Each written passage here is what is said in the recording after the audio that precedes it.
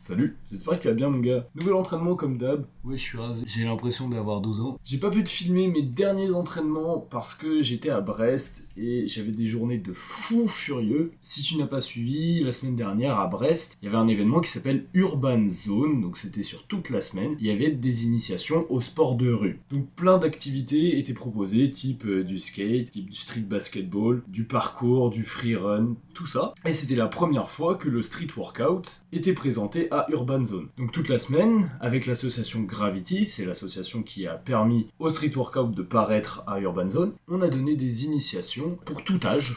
Donc on initiait des jeunes le matin, quand je dis jeunes c'était 6-10 ans, et des ados l'après-midi, puis le soir c'était tout public. Il y a des passions qui se sont révélées et ça franchement ça fait chaud au cœur. Et c'est pas tout parce qu'il n'y a pas eu juste des initiations, le week-end il y a eu une compétition de niveau international. Il y a même eu 2 compétitions, il y en avait une only statique et une only agilité. C'est la première fois qu'une compétition only agilité officielle était réalisée. Il y avait du très très gros niveau, j'ai rencontré plein de monde là-bas. J'ai eu l'occasion de parler avec Ilyes Bellasri, San Gohan, un peu Adrien. J'ai rencontré aussi Ahmad, Maël qui viennent de Suisse. Enfin, même j'arriverai pas à citer tout le monde, mais que des personnes géniales. Donc si t'as raté l'événement, t'en fais pas, il y en aura d'autres à venir en 2024.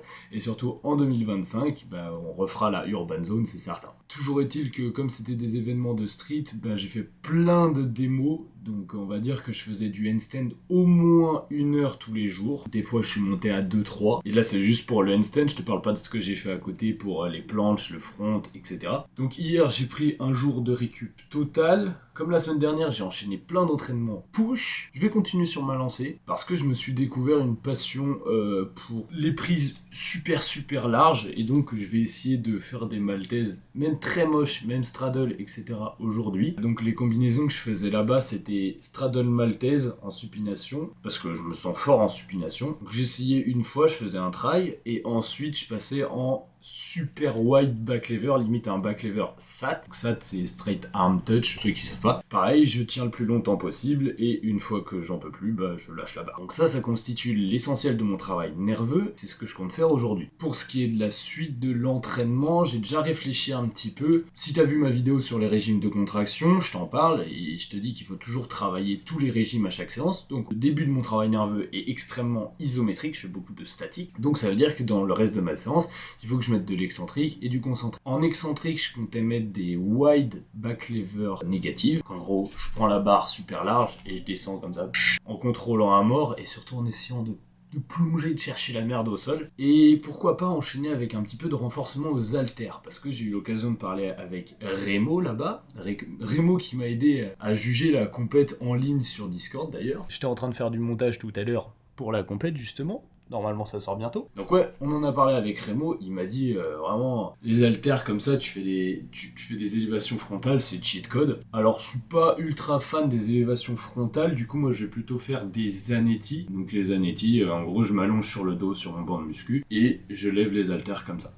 J'ai pas l'impression que ce soit parfaitement droit, je sais pas si c'est vraiment mieux. Enfin bref. Échauffement rapide, j'ai visualisé pas mal aussi hier, histoire de repartir aujourd'hui sur des bonnes bases techniques. Moi je l'espère. Bon, mon setup pour pouvoir faire ma combinaison maltaise ou wide back lever, ça va être un petit peu chaotique dans le sens où j'ai juste une barre dans l'abri à bois, une barre qui bouge en plus, et pour le reste, j'ai pas grand chose, j'ai le sol à la limite, donc peut-être que je ferai ma maltaise au sol ou sur barre para, peut-être que j'emmènerai celle-là, peut-être que là ça sera mieux quand même, et ensuite je marcherai jusqu'à l'autre barre plus haute pour pouvoir faire mes wide trucs. Donc ouais, renforcement halter. Pourquoi est-ce que ça peut être bénéfique ? Parce que j'ai remarqué que plus la séance avançait, plus je galérais à me concentrer sur des mouvements compliqués et en même temps à forcer. Là, comme je veux construire du potentiel, je dois ajouter du volume à mes entraînements. Je vais pas m'entraîner souvent en planche, pas m'entraîner souvent en poussée en général, mais ça me permet du coup d'avoir des entraînements plus volumineux. Si tu t'entraînes souvent, tu stresses pas assez ton corps pour qu'il ait besoin d'évoluer physiquement. Si tu peux faire un truc tous les jours, ton corps il a pas besoin d'évoluer davantage. Si en revanche, tu forces comme un bourrin et le lendemain et le surlendemain, c'est impossible de refournir un effort similaire, là ça veut dire que t'as créé grosse fatigue qui demande du temps à récupérer. Donc là, ça induit de l'adaptation. Donc ouais, renforcement haltère, l'avantage, ça me permet de rajouter du volume sur une lacune particulière, donc de bien la cibler. Je sais que je peux forcer comme un bourrin avec ça. C'est un exercice qui m'a déjà fait progresser par le passé. Et je sais pas pourquoi, j'ai envie de taffer avec un petit peu de poids en fin de séance ces derniers temps. Je sens que c'est mon corps qui me dit fais des poids, genre j'ai envie de soulever de la fonte. Donc ouais, je vais tester ça. J'ai suffisamment parlé, je pense. Je vais faire un échauffement très bref parce que je me sens plutôt bien techniquement. Et puis la maltaise me demande pas énormément de mobilité. Donc j'ai pas besoin de m'étirer plus que ça avant de commencer. Donc je descends mes barres et on attaque. Let's go!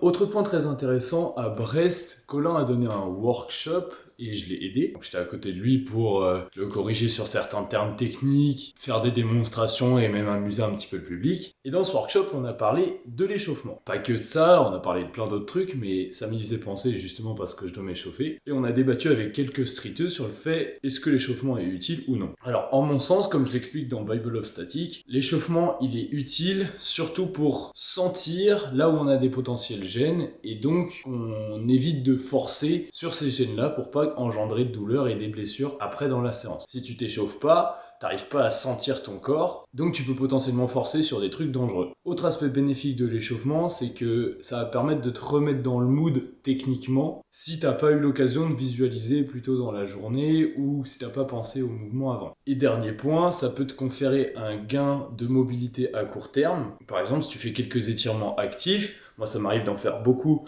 celui-là là, que je montre souvent contre le mur, parce que ça m'aide à avoir un meilleur alignement au one arm handstand, donc j'économise de la force. Pareil, je ferai une séance mana, j'attaquerai pas à froid, je ferai un petit peu d'étirement pour l'ouverture d'épaule, étant donné que c'est une de mes lacunes principales en mana. Fonctionner de la sorte, ça te permet d'avoir un gain de mobilité à court terme, donc ça te permet de construire de la force dans une amplitude que t'as pas en temps normal. Et quand ton mouvement il est basé sur la mobilité, c'est obligatoire de passer par là. Mais du coup, aujourd'hui, comme j'ai bien visualisé ce que je comptais faire, comme j'ai pas de gêne en particulier et que le mouvement me demande pas beaucoup de mobilité, je ressens pas le besoin de m'échauffer. Et je pense que on peut parfaitement entraîner son corps à passer de 0 à 100% pour des mouvements. C'est justement ça que j'appelle maîtriser un mouvement. Bon, en l'occurrence, je maîtrise pas encore ce que je vais faire, mais du one arm handstand en soi, comme je maîtrise le mouvement, je peux le lancer n'importe quand. Même si j'ai pas fait mon petit gain de mobilité avant avec des étirements actifs, je sais tenir un one arm handstand. Pour moi, c'est ça que ça veut dire maîtriser une figure, c'est que tu peux la lancer peu importe la situation.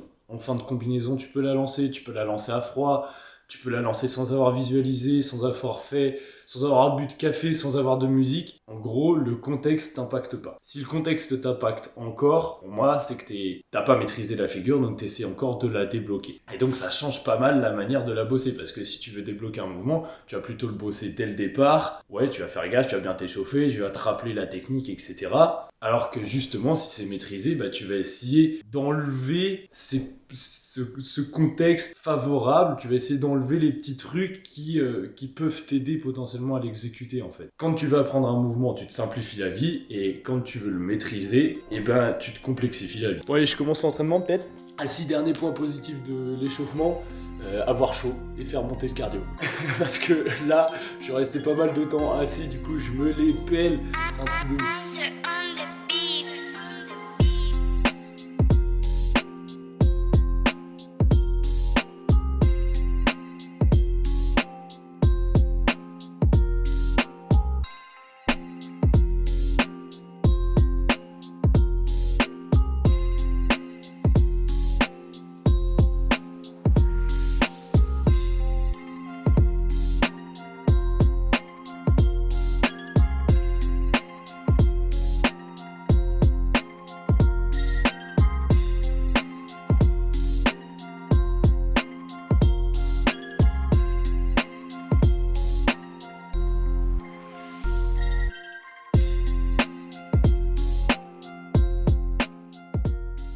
Bon, ça me saoule parce que sur le back lever, je peux pas prendre super large. Je suis limité par les contraintes matérielles. Donc je vais essayer au prochain round de faire mon back lever avec mes barres para, comme ça. Là, pour le coup, ça m'obligeait à prendre très très large. Bon, je suis content. Je sais pas ce que ça a donné en vidéo, Donc je vais regarder le récap. Mon verdict, c'est pas trop mal, ça manque clairement de largeur par contre, c'est censé être une Maltese, donc je vais corriger ça tout de suite. J'espère juste que mes paras vont pas glisser. Et ouais, comme j'ai dit, j'enchaîne avec le wide au bar para direct. J'adore le feeling dans les biceps en fait. C'est pour ça que j'adorais la croix de fer aussi, parce que je trouve que ça tabasse bien dedans. Puis je sens que c'est le truc qui me plaît en ce moment, donc si je fais quelque chose qui me plaît pas, je vais pas me donner à fond dedans, je vais pas pouvoir faire du gros volume. Or, ce que je veux en ce moment, c'est construire du potentiel, donc je vais continuer à bourriner là-dessus. D'ailleurs, j'ai fait un sondage sur YouTube dernièrement où je te demandais si une masterclass payante pour répondre à toutes les interrogations que tu avais sur l'entraînement, voire sur la récup ou sur l'alimentation, ça t'intéressait. Sache que j'ai toujours pas donné cette masterclass, et dans tous les cas, quand je commencerai à en donner, je n'en donnerai pas qu'une. Donc si t'es intéressé, fais-le savoir en commentaire. Je n'ai pas encore fixé les tarifs, ça dépendra surtout du nombre de personnes que j'ai. Tant qu'on y est, je commence à me rapprocher de la monétisation sur YouTube, et je vais aussi bientôt pouvoir créer un bouton soutenir la chaîne. Ça rejoint un petit peu ce que je voulais faire avec les masterclass, parce que donc sur YouTube tu peux t'abonner à une chaîne, et à partir d'un certain nombre d'abonnés et d'heures de visionnage, la chaîne en question peut aussi proposer de soutenir. Donc c'est un abonnement qui est payant mais qui octroie certains avantages. Avec cet abonnement payant, dès lors que je pourrais le faire, ce que je compte proposer, c'est des masterclass en ligne. Donc 2 masterclass par mois pour cet abonnement payant. Et donc encore une fois, l'idée de la masterclass, ce serait de répondre à tes interrogations personnelles. Parce que je sais qu'il y a beaucoup de personnes qui me posent des questions, qui sont parfois plus de l'ordre du coaching que de la simple question où je répondrai à un commentaire YouTube, tu vois. Et en parallèle de ça, il y a pas mal de personnes aussi qui veulent soutenir la chaîne,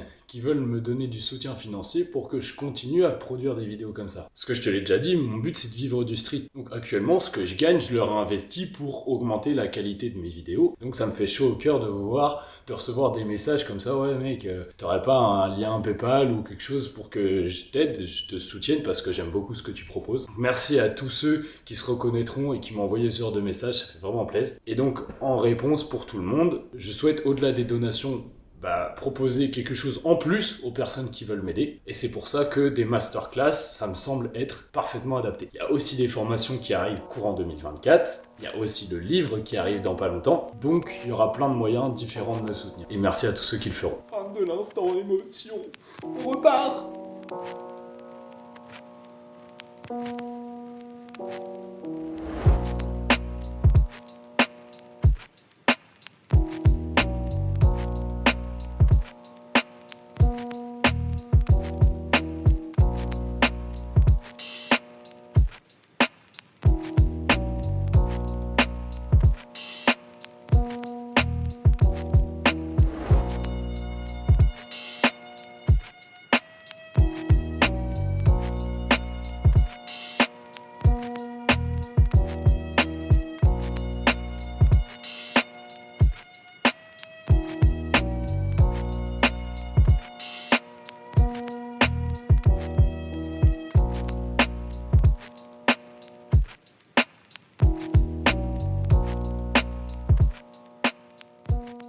Cette série était chaotique parce que en Maltese, les barres elles tournent et bougent, et en back lever, elles se ramènent sur ma gueule, donc ça ressemble à rien du tout. Y a pas à dire, c'était vachement plus pratique sur les bars à Brest ce week-end. Il faudrait une grande barre fixe.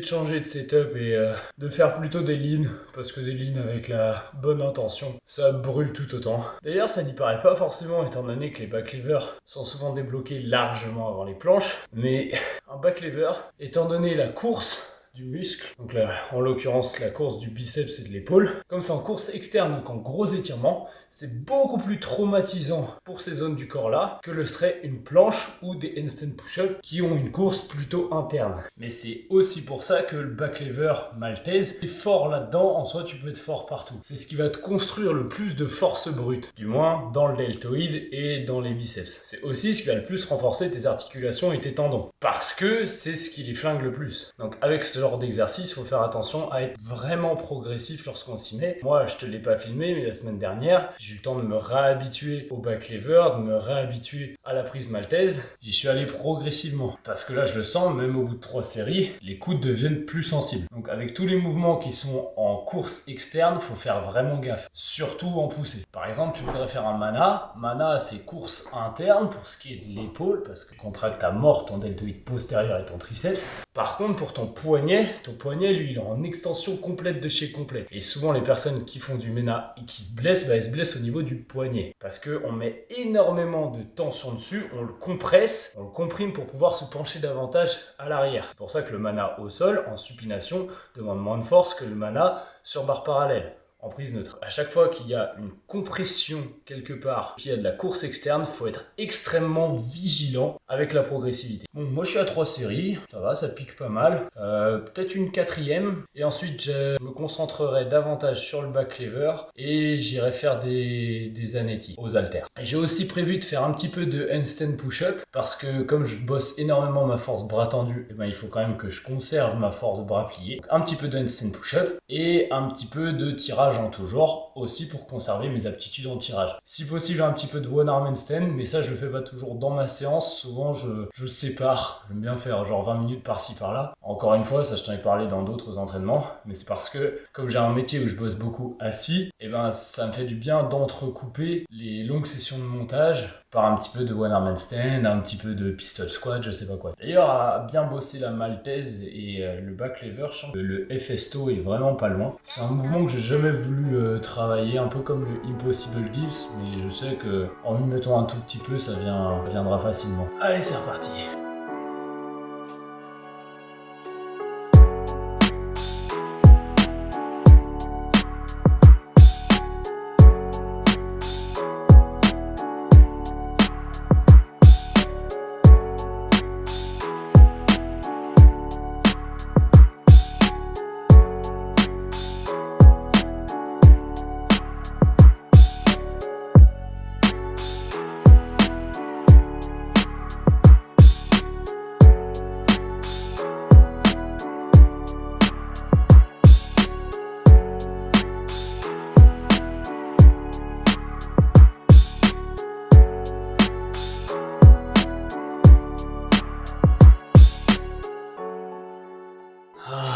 Quel bonheur ces sensations dans les biceps. Donc ouais d'ailleurs, pourquoi est-ce que je préfère maltaise à planche? J'en ai déjà parlé dans une autre vidéo si je dis pas de bêtises, mais l'envergure qu'on a, donc la longueur de nos bras par rapport à notre taille, elle influe sur notre disposition physique. Plus tu as de longs bras, plus tu vas préférer les prises larges et en général plus tu vas galérer avec tous les mouvements qui sont très dynamiques parce que le fait de prendre large et d'avoir des grands bras, ça réduit le levier nécessaire. Bon, ça demande toujours de la force dans les pecs pour rabattre au centre, mais généralement quand tu as des grands bras, il y a aussi les clavicules qui suivent. Elles sont grandes aussi, donc ça donne de la taille au pec. Le pec a un meilleur levier et ça aide à presser vers l'intérieur. Quand tu fais une maltaise, il n'y a pas juste la force de flexion d'épaule, il y a aussi cette force d'adduction, de ramener les bras vers l'intérieur. En général, les personnes qui ont des grands bras sont forts en adduction et ont aussi un levier préférentiel. C'est pour ça qu'ils vont préférer les maltaises. La dernière fois, j'avais pris l'exemple de Tai Long qui a une envergure de taré. Et lui, sa spécialité, c'est clairement maltaise. Donc moi, j'ai plutôt des grands bras aussi. Si ça t'intéresse, encore une fois, pour mesurer si tu as des grands bras, des bras moyens ou des bras plutôt petits,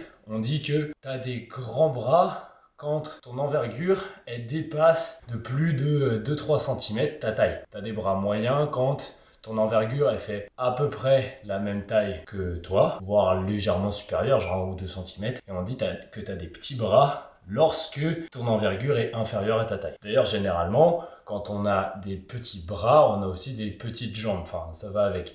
On appelle ça un physique bréviligne ou longiligne. Bréviligne, t'as des petits membres. Longiligne, t'as des grands membres. Fin du point culture générale. Je vais rattaquer avec un petit peu de back lever et de ligne comme je le fais là. Je pense que je vais faire une dernière série, une bonne, et ensuite j'attaquerai avec les Zanetti aux haltères.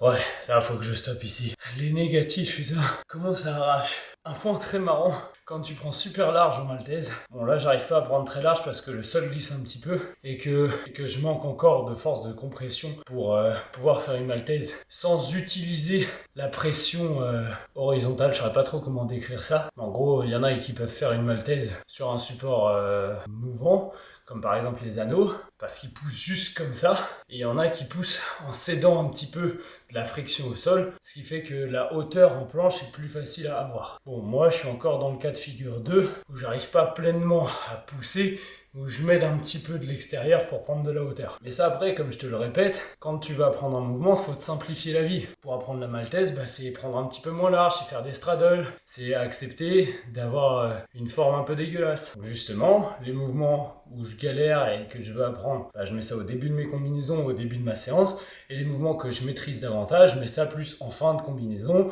en transition, et aussi en fin de séance. Retiens vraiment ce principe-là de ce que je veux débloquer et ce que je sais déjà faire, ça t'aidera énormément dans la conception de tes entraînements. Mais là, vraiment, j'ai une congestion de zinzin au biceps. Mon Dieu. Ah ouais, d'ailleurs, tant qu'on est à parler des prédispositions, regarde un petit peu, je sais pas si on voit bien à la caméra, à quel point le biceps est court. Tu vois, là, je peux caler 4 doigts. Et ben, la taille d'un muscle, enfin plutôt les proportions muscle-tendon, varient pas mal sur le type d'effort auquel tu es prédisposé. Un muscle court, il est plus prédisposé aux efforts qui vont être explosifs ou aux efforts très courts en général. Parce que comme la partie tendineuse est vachement développée, elle est tanky, on va dire. Ton muscle il est solide. Donc moi me concernant, comme j'ai un biceps ultra court, c'est pour ça que dès que je dépasse le cap des 5-6 reps, j'arrive à être ultra explosif sur des mouvements comme les tractions ou les presses. Ça explique aussi pourquoi j'adore l'isométrie courte, que ce soit sur des maltaises ou que ce soit sur du back lever. C'est aussi pour ça que je dis que je serais potentiellement bon en Hefesto. Quelqu'un qui à l'inverse aurait une partie musculaire beaucoup plus développée comparée à la partie tendineuse,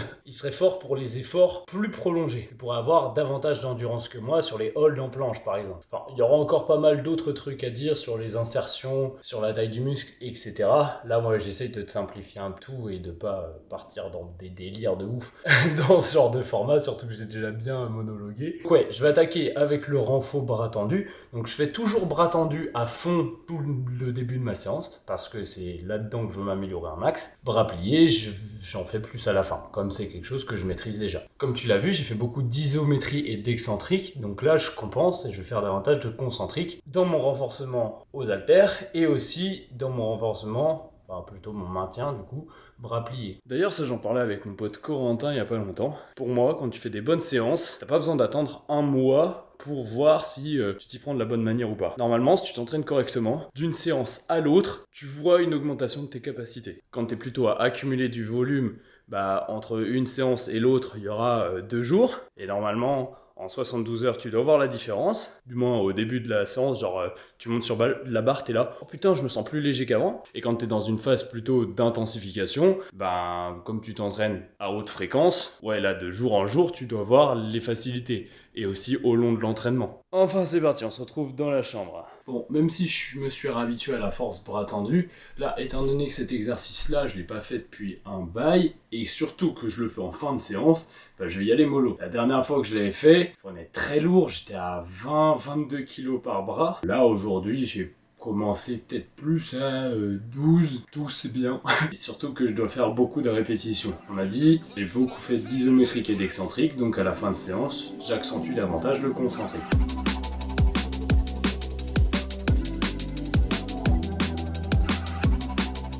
Comme tu le vois, au niveau technique, ça demande à être réassimilé. Au niveau force, ça va. Mais sincèrement, même pour le début, 12, je sens que là, ça tiraille un peu trop. Donc je vais descendre encore en dessous. C'est très sage de ma part, c'est pas souvent. Même là, j'ai gardé vachement de marge, j'aurais pu refaire probablement 3-4 répétitions. J'ai été interrompu, j'ai dû aller manger. Encore une fois, ça je pense que je le répéterai jamais assez, mais il y a des choses plus importantes que le sport dans la vie. Et il faut savoir équilibrer avec tout le reste, donc l'aspect social, familial, l'alimentation, la récupération. Il faut savoir équilibrer toutes ces choses-là. Et par-dessus tout, il faut savoir ne pas se frustrer, ne pas vouloir être extrême sur certains points. Comme je l'ai dit, c'est pas celui qui s'entraîne le plus, qui passe 8 heures par jour au parc, qui progresse le plus. C'est celui qui a le meilleur équilibre entre stress et récupération. Et cet équilibre de stress-récupération, il n'est pas valable que dans l'entraînement et la récup, il est valable dans toute la vie en général. Donc si tu veux être le meilleur, sois équilibré mon gars. Et te prends pas la tête si tu dois aller manger et que ça te coupe en plein milieu de ton entraînement. C'est relou, oui ok, mais passe à autre chose. Le message que j'essaie de faire passer, j'aurais bien aimé le savoir et plutôt m'en rendre compte avant, parce que je suis passé par une longue phase où j'ai essayé de tout optimiser, etc. En fait, le mieux est l'ennemi du bien. À vouloir tout optimiser, on en devient malade et on essaie d'en faire toujours plus. Faut vraiment garder à l'esprit que la progression, l'amélioration dans tout en général, c'est un équilibre. Et d'ailleurs, ce que je te dis là sur l'équilibre, ça me fait penser à Alex que j'ai vu à Brest. Je sais qu'il regarde mes vidéos de temps en temps, il y a aussi certains de ses potes qui regardent ces vidéos-là. Et ça m'a fait vraiment mal au cœur. J'ai essayé de le raisonner un peu parce que il a l'envie de progresser. Et à la séance qu'il a faite à Brest, il s'est vraiment tué jusqu'à plus pouvoir bouger. Ça m'a vraiment rappelé moi, quand j'ai voulu optimiser tout et que je voulais vraiment m'assassiner aux entraînements en mode plus je vais me flinguer, plus je vais progresser. Non, ça marche pas comme ça. Donc là, on est un peu après cet entraînement-là, donc je pense qu'il a réfléchi un petit peu sur ce qu'il a fait, etc. Il a peut-être compris les 2-3 phrases que je lui ai dites sur le sujet. Mais voilà mon gars, si t'es Alex ou si t'es dans le même cas qu'Alex, je le répète, l'équilibre. Et dans le cas de l'entraînement, du coup, c'est savoir reconnaître les jours où on est en forme et où on peut se donner plus, les jours où on va pas bien et où il faut y aller plus tranquille. Là en l'occurrence, moi je redescends à 8 kg aux haltères, alors que avant c'est un exercice que j'étais capable de faire avec plus de 20 kg. Ça peut mettre un petit coup au moral, mais ça devrait pas en fait. On devrait être satisfait de faire ce qu'il faut plutôt que de faire à l'extrême.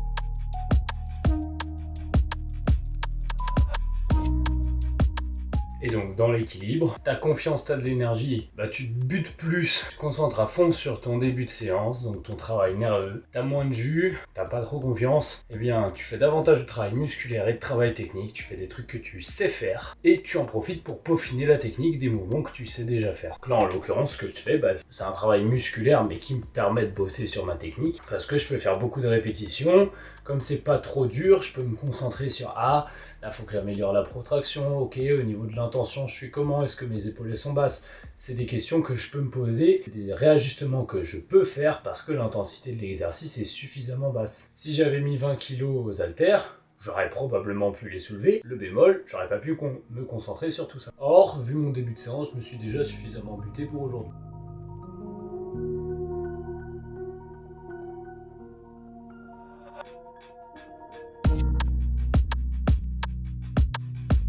Bon, mes 2 premières séries, je les ai fait relativement tranquilles. Maintenant, je mets de l'explosivité quand je remonte. On l'a dit, le but, c'est de travailler le concentrique et la technique. D'ailleurs, c'est la première fois que j'utilise des poids dans mon entraînement depuis un bail. Mais pour ceux qui ne le savent pas, je fais de la préparation en powerlifting, en haltérophilie et en bodybuilding depuis un bail. Plus récemment, j'ai aussi préparé des athlètes en streetlifting et j'ai aussi conçu des programmes hybrides entre streetlifting et street workout freestyle. Donc combiner les deux d'ailleurs, c'est possible, mais là niveau planification et conception d'entraînement, on entre dans du niveau plutôt technique. Si toi ça t'intéresse et que tu veux un coaching personnalisé, n'hésite pas à m'envoyer un message sur Insta ou tu peux aussi mettre un commentaire sous la vidéo.